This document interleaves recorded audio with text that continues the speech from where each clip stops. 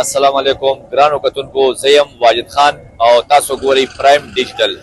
ټول نه مخکې که تاسو زموږ چینل سبسکرایب کړی نه وي سبسکرایب کړئ لایک کړئ او شیر کړئ چې آینده نوې راتلونکي ویډیو تاسو سره شیر کیږي. موږ په دغه ټیم سهار وختي راووتو ډیوټۍ ته روان یو خو مختلفو ځایونو کې هر چوک کې په هر روډ باندې ناکهبندیانې لګېدلې وې نو مونږ په یو سایډ له چوکو ته نو ایس پي صاحب پخپله هم په موقع باندې ولاړ دی نو دې سره یو څو خبرې کوو چې یاره داسې څه خاص وجه ده دا مخکې هم دا ایس پي صاحبان راغلي دي ډي ایس پي صاحبان ایس ایس پي اپریشن سی سی پي صاحب راغلي دي خو داسې کله نه دي شوي چې دا اوس ماشاءالله د عوامو تحفظ دپاره بل ظاهرېږي داسې لکه دهشتګردۍ بیا سر راوچت کړی دی نو زما په خیال د عوامو خدمت دپاره د عوامو د مالو جان تحفظ دپاره دوی دا هر څه ډیوټیانې لګولي دي ناکهبندیانې لګولي دي نو ایس پي صاحب ولاړ دی دې سره یو څو خبرې کوو راځئ.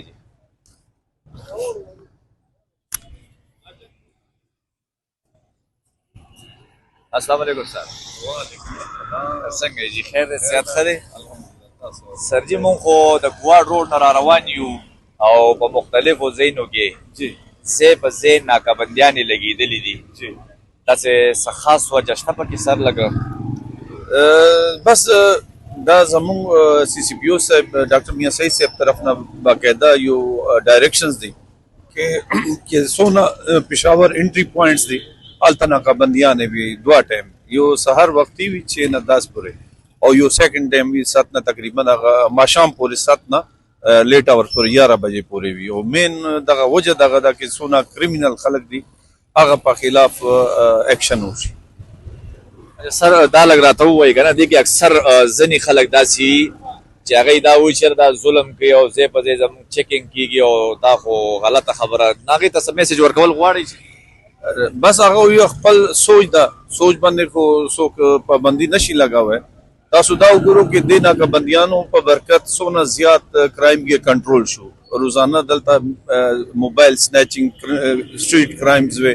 الحمدلله ډیر زیات دې سره هغه کې کمی راغلی او عام کم پبلک دا هغه ته امن ده چې هغه شپې له وځي ایمرجنسي کې هغه ته پته ده چې یار هر ځای باندې پولیس ولاړ ده او موږ به خپل بیماري یا تکلیف یا بل کار دا هغه وکړو. سر عوامو ته څه میسج ورکول غواړئ چې هغوی د کوره راوځي اکثر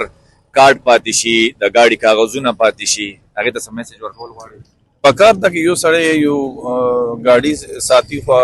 هغه کې کاغذات چلو هغه سره اوریجنل نه وي او کم از کم فوټو سټیټ خو وي چې څه نه څه آیډنټیفیکیشن کېږي چې یار دا موټر یا دا وهیکل ټیک ده او شناختی کارډ هم پکار ده ډېر ضروري ده. نن سبا ایسے پولیس افسر اوس هم ما سره خپل بټوې کې شناختی کارډ سروس کارډ ټول شیان موجود.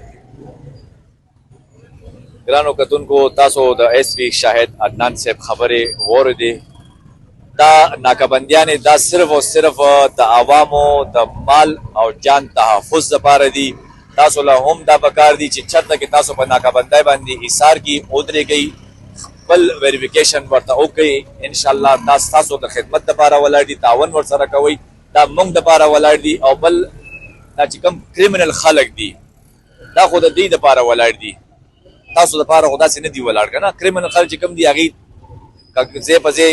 لکه یو ځای کې یو چپټاو شوه سنیچینګ وشو هغه ووتو لنډ تاسو هم ګیلې کوئ چې یاره نه پولیس موجود دی او نه روره ریډر شته دی هېڅ هم نشته دی او زموږ نه موبایل ووالی شو پیسې ووالی شوې نو د دې دپاره دا هم زموږ د تحفظ دپاره زموږ د جان او مال تحفظ دپاره ولاړ دي نو تاسو ټول ته چې برای مهرباني خپله هم چې کوم دی لږ ورسره تعاون کوئ.